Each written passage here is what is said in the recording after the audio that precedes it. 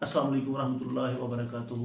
My dear listeners, میں حضرت خالد بن ولید پر episode کر رہا ہوں تو آج میرا پارٹ 4 ہے. جب حضرت خالد بن ولید سپہ سالار تھے اور دمشق کی فتح کے بعد حضرت ابو عبیدہ رضی اللہ تعالی عنہ سپہ سالار اسلامی افواج کے بن گئے تو مسلمانوں نے حضرت خالد بن ولید کی سپہ سالاری میں جو اس وقت دو سپر پاوریں تھیں، جس طرح آج امریکہ ہے یا اس کے ساتھ دوسری سپر پاور ہم روس کو کر لیں یا چائنا کو کر لیں، تو دو سپر طاقتیں تھیں. ایک تھا ایران اور دوسرا تھا روم. ایران کو تو حضرت خالد بن ولید فتح کر چکے تھے اور روم کی طرف وہ فتوحات کا سلسلہ جاری تھا.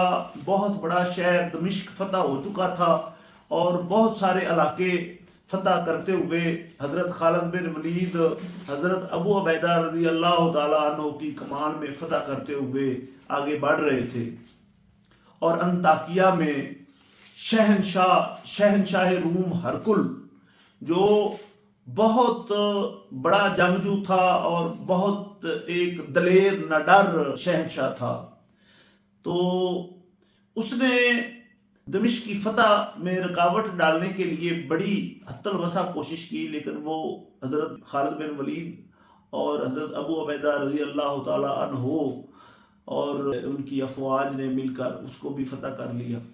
تو یہ فتوحات کا سلسلہ جاری تھا. تو شہنشاہ ہرقل نے ایک منصوبہ بنایا کہ ہم ان کے ساتھ ایک ہی جنگ لڑتے ہیں، اور جامعہ اور مطلب جنگ کا انہوں نے اعلان کر دیا.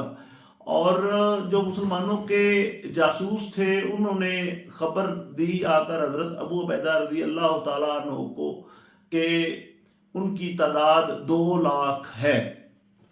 اور حضرت خالد بن ولید رضی اللہ تعالیٰ عنہ سے مشورہ کیا حضرت ابو عبیدہ رضی اللہ تعالیٰ عنہ نے کہ ایسے موقع پر ہمیں کیا کرنا چاہیے. تو حضرت خالد بن ولید رضی اللہ تعالیٰ عنہ نے فرمایا کہ ہمیں یہ کرنا چاہیے کہ ہم نے جتنے قلعے اور جتنے علاقے فتح کیے ہیں وہاں سے اپنی کمک بلا لینی چاہیے اور ہمیں صحرا میں جنگ لڑنی چاہیے، اور اگر ہم یہ جنگ جیت گئے تو یہ علاقے ہمیں دوبارہ مل جائیں گے.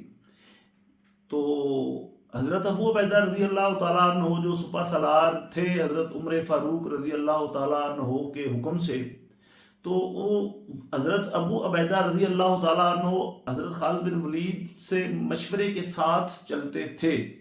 اور میں جس جنگ کی بات کر رہا ہوں، کیا آپ سوچ سکتے ہیں کہ 40,000 کی فوج 2 لاکھ فوج کو شکست دے سکتی ہے؟ مطلب ایک کوئی ایمان کی طاقت ہو سکتی ہے، اللہ کی مدد ہو سکتی ہے، نہیں تو 1/4 کا کوئی مقابلہ نہیں بنتا. حضرت خالد بن ولید نے اپنے مفید مشورے دیے اور حضرت ابو عبیدہ رضی اللہ تعالیٰ عنہ نے ان پر عمل کیا، اور دریائے یرموک کے کنارے افواج جو تھی وہ اکٹھی ہو گئی، جمع ہو گئی، اور وہاں پر انہوں نے پڑاؤ ڈال لیا.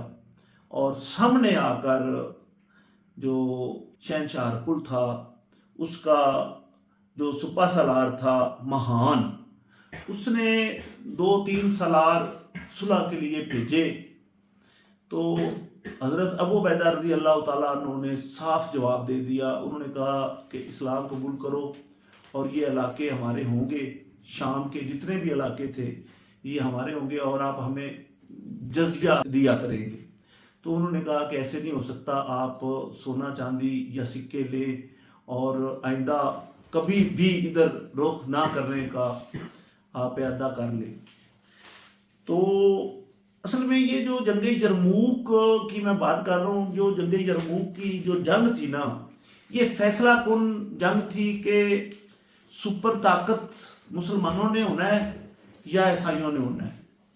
2 لاکھ بمقابلہ 40,000، اور 40,000 میں سے 30,000 جو تھے وہ پیادہ تھے اور 10,000 جو تھے وہ گھڑ سوار تھے. تو 10,000 گھوڑ سوار اور 30,000 پیادہ. حضرت خالد بن ولید نے ان کو 38 حصوں میں پیادہ جو افواج تھی 38 حصوں میں تقسیم کیا، اور جو باقی گھوڑ سوار تھے ان کو بھی انہوں نے اپنے ڈسپلن کے مطابق ترتیب میں دیا.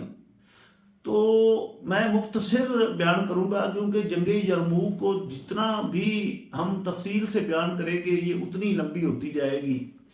جب امن سامنا ہو گیا اور مفاہمت نہ ہو سکی اور جنگ یقینی ہو گئی، تو 5 دن مسلسل رومیوں نے مسلمانوں پر کبھی عقب سے حملے کیے اور کبھی انہوں نے رائٹ سائیڈ پہ، کبھی لیفٹ سائیڈ پہ اور کبھی قلب میں انہوں نے حملے کیے اور کبھی تینوں سائیڈوں سے حملے کیے. یہ جنگ و جدل کا سلسلہ چلتا رہا.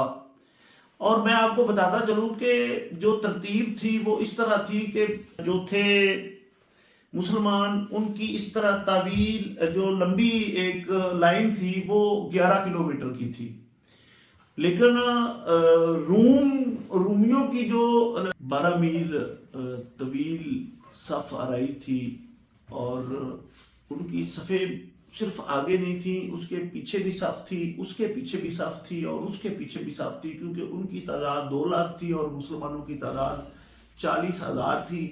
اور اس کے پیچھے جو خیمے تھے وہ خواتین کے تھے. اس دور میں خواتین جنگوں میں ساتھ جایا کرتی تھی، اپنے عزیزوں وقارب کے، اپنے رشتہ داروں کے، اپنے بھائیوں کے، اپنے والدین کے ساتھ جایا کرتی تھی، مرم پٹی کیا کرتی تھی اور جنگ میں بھی شامل ہوا کرتی تھی، جن میں ایک حضرت حولہ رضی اللہ تعالی عنہ ہے، اور جو دوسری ہے وہ ہند رضی اللہ تعالی عنہ ہے. وہ خاتون، وہ دونوں خواتین جو تھی وہ نظمیں یا نغمے گاتی تھی مسلمانوں کو جذبہ دینے کے لیے. تو یہ اتنی ڈیپلی جنگ تھی کہ اس میں کچھ سمجھ نہیں آ رہی تھی. مسلمان صرف اپنے جذبے سے، اپنے ایمان سے اور اپنے تقوی سے جنگ لڑ رہے تھے. 5 دن گزر چکے تھے اور کوئی فیصلہ نہیں ہوا تھا. رومی آ کر اٹیک کرتے تھے عقب میں اور سینے میں اور لیفٹ رائٹ، لیکن اگر کوئی مسلمان تھک ہار کر پیچھے جاتے تھے تو پیچھے خواتین ڈنڈے لے کر ان کو بھگا دیتی تھی کہ تم اتنے بے غیرت ہو گئے ہو کہ اگر آپ ہار گئے، اگر آپ لوگ ہار گئے تو ہم ان عیسائیوں کی پناہ میں چلی جائے گی. تو خواتین ان کو بھگا دیتی تھی. تو یہ سلسلہ 5 دن تک چلتا رہا اور 6 روز حضرت خالد بن ولید نے ایک خطرناک پلان بنایا. وہ اس طرح کا تھا کہ حضرت خالد بن ولید نے گھوڑ سواروں کو عقب میں بھیج دیا اور سامنے سے اس میں کوئی پلان نہیں تھا، کوئی منصوبہ نہیں تھا، سیدھی سیدھی جنگ تھی. حضرت خالد بن ولید نے سیدھا ان سے جنگ و جدل میں، لیکن جو رومی تھے وہ یہ بھول گئے کہ گھوڑ سوار کدھر ہے.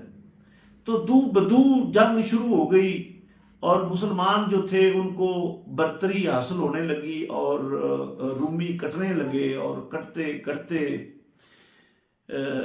جب وہ پیچھے کو بھاگے تو پیچھے ایک کھائی تھی، کھائی میں نشیب و فراز تھے، اور جب وہ کھائی میں اتر کر اوپر ایک گھاٹی کے اوپر، ایک چوٹی کے اوپر چڑھنے لگے تو آگے سے حضرت خالد بن ولید کا پلان تیار تھا. اوپر سے مجاہدین کی آوازیں آئیں اور انہوں نے ان کو کاٹنا شروع کر دیا، اور اس طرح کچھ کھائیوں میں گر کر مر گئے، جہنم واصل ہو گئے، اور کچھ مسلمانوں کی تلواروں سے جہنم واصل ہو گئے. لیکن وہ کوئی کم نہیں تھے، وہ تو 2 لاکھ تھے.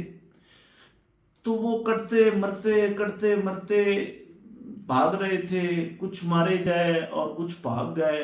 اور جو سپہ سالار مہان تھا وہ جب اس کو شکست واضح نظر آ گئی 6 دن، تو وہ وہاں سے بھاگ رہا تھا اور تقریباً 7-8 میل کا فاصلہ تقریباً وہ کر چکا تھا اور دمشق کی جانب جا رہا تھا. چونکہ دمشق اور وہ سارے علاقے جو مفتح فتح یاب علاقے تھے وہ مسلمانوں نے چھوڑ دیے تھے اس فائنل جنگ کی وجہ سے. جنگ یرموک جو تاریخ میں اتنی کم تعداد اور اتنی زیادہ تعداد کے مقابلے میں نہ اس سے پہلے کبھی کوئی جنگ ہوئی ہے، نہ شاید اس کے بعد کبھی کوئی جنگ ہو. تو جو مہان تھا وہ دمشق کی جانب جا رہا تھا، تو حضرت خالد بن ولید کے لیے جنگ ختم نہیں ہوئی تھی، جبکہ خواتین اور جو تقریباً 10,000 مسلمان بھی شہید ہو چکے تھے اور 30,000 کی نفری تھی مسلمانوں کی، ان میں سے تقریباً سارے ہی زخمی تھے. تو خواتین زخمیوں کو دیکھ رہی تھیں اور اپنے لوگوں کو پہچان رہی تھیں اور مال غنیمت سمیٹ رہے تھے، لیکن حضرت خالد بن ولید کے لیے ابھی تک جنگ جاری تھی. اس نے ان لوگوں سے اگلوانا شروع کیا. بالآخر ان کو پتہ چل گیا کہ جو مہان ہے ان کا سپہ سالار وہ دمشق کی جانب جا رہا ہے، تو وہ دمشق کی طرف گئے اور دمشق پہنچنے سے پہلے حضرت خالد بن ولید جو تھے انہوں نے ان کو گھیرے میں لے لیا اور گھیرے میں لے کر پھر ایک جنگ شروع ہو گئی. اور یہ جنگ ایسی تھی کہ ان کے پاس بھی بھاگنے کے لیے راستہ نہیں تھا، اور جو حضرت خالد بن ولید تھے وہ تو گئے ان سے جنگ لڑنے کے لیے تھے، تو ان میں سے کوئی بھی نہیں بھاگا. نتیجہ یہ نکلا کہ جو رومی تھے وہ سب کٹ گئے گاجر مولی کی طرح. اور اس چھٹے روز تقریباً لکھاری جو تاریخ نگار ہیں ان کے مطابق 1,00,000 رومی تلواروں سے گاجر مولی کی طرح کٹ گیا تھا، اور مسلمانوں کی تعداد 40,000 تھی. یہ ایمان کی طاقت تھی. اللہ تعالیٰ آج بھی ہمیں وہ ایمان نصیب فرمائے. اس دور کے والدین والدہ اپنے بچوں کو جہاد کا درس دیتی تھی، اور آج کی مائیں کچھ اور درس دیتی ہیں. تو یہ چیزیں ہم نے فرضی بنائے ہوئے ہیں اپنے ہیرو. یہ آئرن مین ہے جو فرضی ہیرو ہے، یہ اسپائڈر مین ہے یہ فرضی ہیرو ہے، اور ہم نے اپنے ریئل ہیرو جنہوں نے ایسے ایسے کارنامے سر انجام دیے ہیں کہ اس پر عقل تو ماننے سے قاصر ہے، لیکن جو غیبی مدد ہے اللہ تعالیٰ کی، اور جو مسلمانوں کا تقوی ہے، جو ایمان ہے، جو ان کی نیت ہے، اس سے انہوں نے اتنے ناممکن محاذ پر بھی اپنے آپ کو فتح یاب کیا.